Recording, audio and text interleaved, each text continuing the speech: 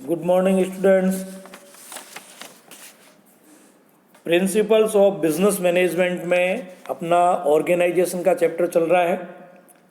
इसमें आपके ऑर्गेनाइजेशन का प्रोसेस और इम्पोर्टेंस इसलिए इसके पहले वाले वीडियो में हो गया था। आज हम बात करेंगे संगठन के सिद्धांत के बारे में। इसमें प्रिंसिपल्स ऑफ ऑर्गेनाइजेशन, एक स्वस्थ एवं कुशल संगठन की रचना कुछ महत्वपूर्ण सिद्धांतों पर आधारित होती है। संगठन के सिद्धांतों के प्रतिपादन में उर्विक, फेयोल, टेलर आदि विचारकों का महत्वपूर्ण योगदान रहा है। अब संगठन के महत्वपूर्ण सिद्धांतों को दो भागों में विभाजित किया जा सकता है। पहला है संगठन के परंपरागत सिद्धांत यानी ट्रेडिशनल प्रिंसिपल ऑफ ऑर्गेनाइजेशन, और दूसरा है मॉडर्न। तो पहले बात करेंगे परंपरागत की, संगठन के परंपरागत सिद्धांत। इसमें पहला सिद्धांत आता है उद्देश्य का सिद्धांत, प्रिंसिपल ऑफ ऑब्जेक्टिव। यह सिद्धांत बतलाता है कि संगठन के प्रत्येक विभाग एवं उप विभाग के लक्ष्य निर्धारित किए जाने चाहिए तथा ये संस्था के सामान्य उद्देश्यों के अनुरूप होने चाहिए। दूसरा है समन्वय का सिद्धांत, प्रिंसिपल ऑफ कोऑर्डिनेशन। ये सिद्धांत संगठन की विभिन्न क्रियाओं, प्रयासों, साधनों व उद्देश्यों में प्रभावी समन्वय स्थापित करने पर जोर देता है। नेक्स्ट है विशिष्टीकरण का सिद्धांत, प्रिंसिपल ऑफ स्पेशलाइजेशन।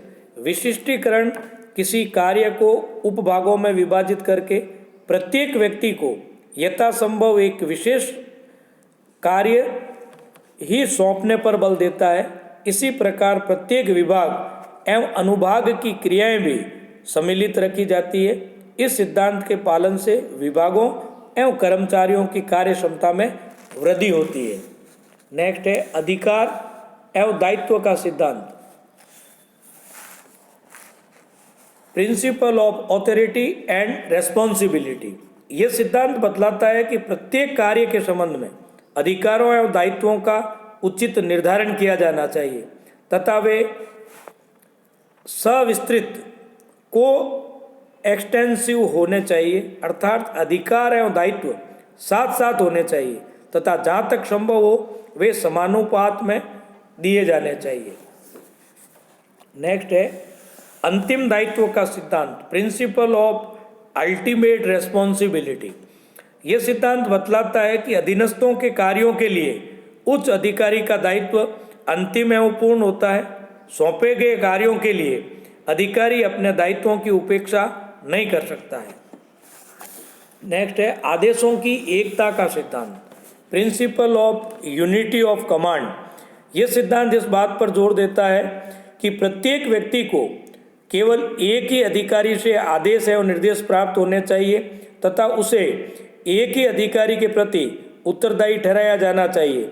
इस सिद्धांत का आधार यह है कि अधिक अधिकारियों से आदेश मिलने पर व्यक्ति को भ्रांति उत्पन्न हो सकती है तथा उसकी कार्य रुचि पर प्रतिकूल प्रभाव पड़ सकता है। एकात्मक निर्देशन का सिद्धांत, principle of unity of direction. इस सिद्धांत के अनुसार क्रियाओं के प्रत्येक समूह के लिए जिसका एक सामान्य लक्ष्य होता है, एक अधिकारी एवं एक योजना होनी चाहिए। इस सिद्धांत से क्रियाओं में समन्वय स्थापित होने तथा उद्देश्यों की प्राप्ति में सफलता मिलती है। एक अधिकारी एक योजना के अनुसार ही अपने कर्मचारियों को निर्देश दे सकता है।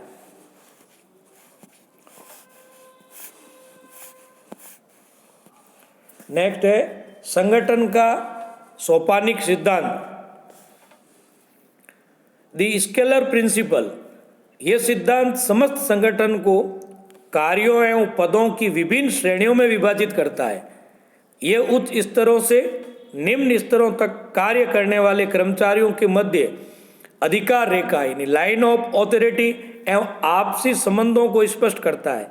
यह सिद्धांत आदेशों की श्रृंखला अर्थात कौन व्यक्ति किसे आदेश दे सकता है इसको स्पष्ट करता है। नेक्स्ट है नियंत्रण के विस्तार का सिद्धांत, principle of span of control. कार्यों में कुशलता लाने के लिए प्रत्येक अधिकारी के नियंत्रण का क्षेत्र सीमित होना चाहिए। नियंत्रण के विस्तार से आशय कर्मचारियों की उस संख्या से है जिसका एक प्रबंधक कुशलतापूर्वक नियंत्रण कर सके। इस सिद्धांत के प्रतिपादक ग्रेकुनाज का मत है कि कोई भी अधिकारी प्रत्यक्ष रूप से 5 या 6 कर्मचारियों की क्रियाओं पर नियंत्रण कर सकता है, इससे अधिक पर नहीं। अधीनस्थों की संख्या अधिक होने पर अधिकारी उचित रूप से निर्देश नहीं दे पाता है तथा कार्यों के प्रति उदासीन हो जाता है। नेक्स्ट है व्याख्या का सिद्धांत, प्रिंसिपल ऑफ डेफिनेशन। इस सिद्धांत के अनुसार प्रत्येक कर्मचारी के कर्तव्यों, अधिकारों, दायित्वों व संबंधों की स्पष्ट व्याख्या की जानी चाहिए ताकि कार्य निष्पादन में हस्तक्षेप, टकराव या भ्रम उत्पन्न न हो। टेलर ने कहा है कि प्रत्येक संगठन में हर एक की स्थिति लिखित में स्पष्टता निर्धारित की जानी चाहिए। अपवाद का सिद्धांत, द एक्सेप्शन प्रिंसिपल। इस सिद्धांत के अनुसार अधिकारियों को दिन प्रतिदिन के कार्यों का प्रत्यायोजन करके अपना ध्यान केवल नवीन एवं नीतिगत मामलों पर ही केंद्रित करना चाहिए।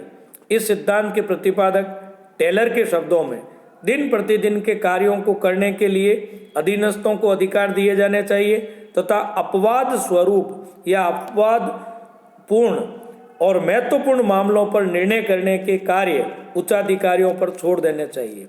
संतुलन का सिद्धांत, प्रिंसिपल ऑफ बैलेंस। यह सिद्धांत संगठन की विभिन्न इकाइयों, नियंत्रण के विस्तार व आदेशों की श्रृंखला, केंद्रीयकरण व विकेंद्रीयकरण, रेखा व कर्मचारी प्रारूप आदि में उचित संतुलन बनाए रखने पर बल देता है। निरंतरता का सिद्धांत, प्रिंसिपल ऑफ कंटिन्यूटी। संगठन को निरंतर बनाए रखने के लिए ये आवश्यक है कि इसमें समय की आवश्यकता के अनुरूप समायोजन किए जाने की क्षमता होनी चाहिए। संगठन संरचना में पर्याप्त लोच होनी चाहिए ताकि परिवर्तित पद्धतियों एवं दशाओं के अनुसार इसका पुनर्गठन किया जा सके। अनुरूपता का सिद्धांत, प्रिंसिपल ऑफ होमोजेनिटी। इस सिद्धांत के अनुसार समान कार्य करने वाले कर्मचारियों के अधिकारों व दायित्वों में भी एक रूपता होनी चाहिए। इससे अधिकारियों के टकराव समाप्त हो जाएंगे तथा निष्पादन में कुशलता आ जाएगी। सरलता का सिद्धांत, प्रिंसिपल ऑफ सिंप्लिसिटी। संगठन संरचना अत्यंत सरल होनी चाहिए ताकि कार्य के निष्पादन में अधिक लागत न आए व कठिनाइयों को कम किया जा सके। समुचितता का सिद्धांत, प्रिंसिपल ऑफ एप्रोप्रिएटेंसेज। फेयोल के शब्दों में मानवीय एवं भौतिक संगठन उपक्रम के उद्देश्य, साधन व आवश्यकताओं के अनुरूप होने चाहिए। तो ये हो गए परंपरागत ट्रेडिशनल। अब है संगठन के आधुनिक सिद्धांत। आधुनिक सिद्धांत में औपचारिकता का सिद्धांत, प्रिंसिपल ऑफ फॉर्मेलिज्म। संगठन मूल रूप से एक औपचारिक प्रणाली है, अतः इसमें प्रत्येक व्यक्ति की औपचारिक स्थिति, उसके कार्य, दायित्व, संबंध आदि पूर्णतः स्पष्ट किए जाने चाहिए। संगठन चार्ट एवं पद विवरणों के द्वारा कर्मचारियों की संगठनात्मक स्थिति को सुस्पष्ट किया जा सकता है। अनौपचारिकता का सिद्धांत, प्रिंसिपल ऑफ इनफॉर्मेलाइज्म। इस सिद्धांत के अनुसार प्रत्येक औपचारिक संगठन में औपचारिक संबंध भी अनौपचारिक संबंध भी विद्यमान होते हैं जिन पर प्रबंध को पूर्ण ध्यान देना चाहिए। प्रत्येक संगठन औपचारिक संरचना के साथ साथ सामाजिक एवं अनौपचारिक संबंधों की एक प्रणाली भी है। दिन प्रतिदिन के कार्यों में साथ साथ कार्य करते रहने से श्रमिकों के आपस में तथा अधिकारियों के साथ अनौपचारिक संबंध बन जाते हैं।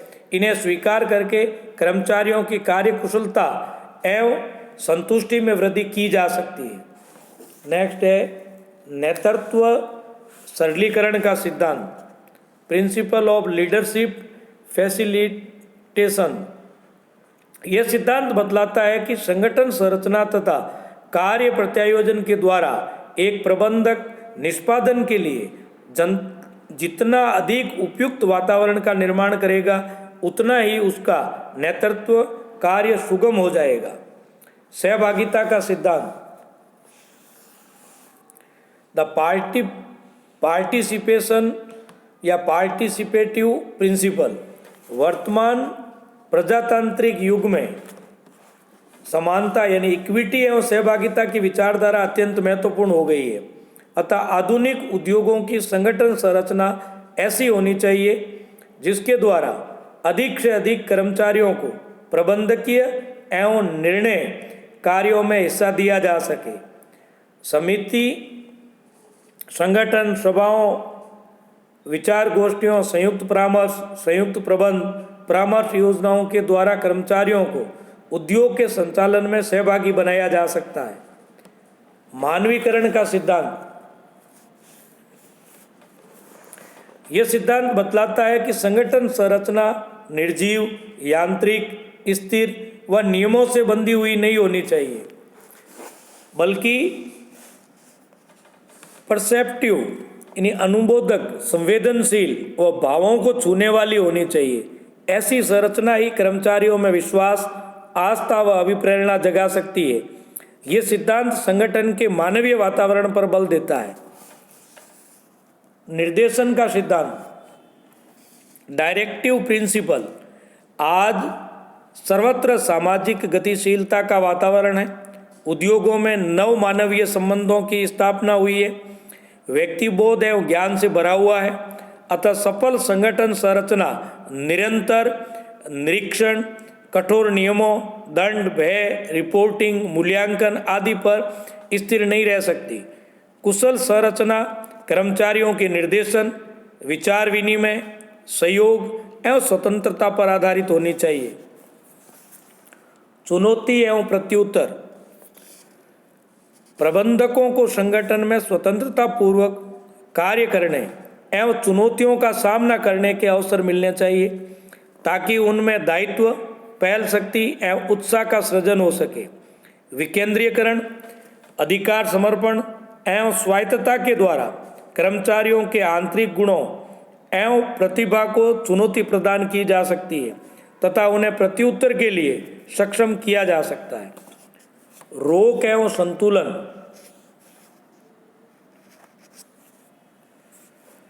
यह सिद्धांत बतलाता है कि विभिन्न विभागों को इस प्रकार से संबंधित किया जाना चाहिए कि एक विभाग का दूसरे विभाग के कार्यों पर नियंत्रण बना रहे।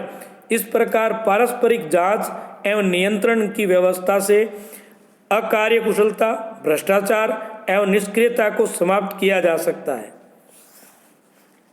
साइमन का संगठन सिद्धांत,